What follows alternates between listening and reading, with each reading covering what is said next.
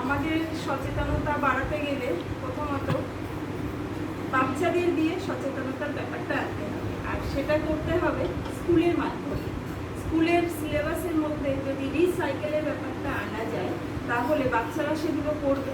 Naturally বাচ্চাদের পড়ায় তার মা বাবা, শিক্ষক শিক্ষিকা, তারাও জানতে পারবে, মা বাবারাও জানতে পারবে।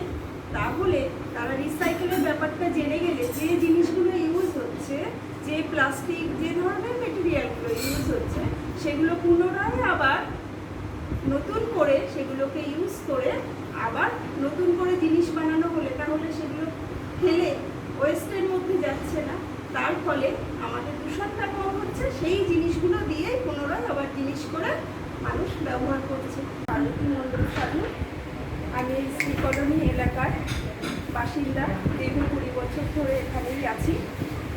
আজ বাণীভবন হাই স্কুল থেকে ছাত্ররা এসেছে পরিবেশের ব্যাপারে কিছু প্রশ্ন করার জন্য।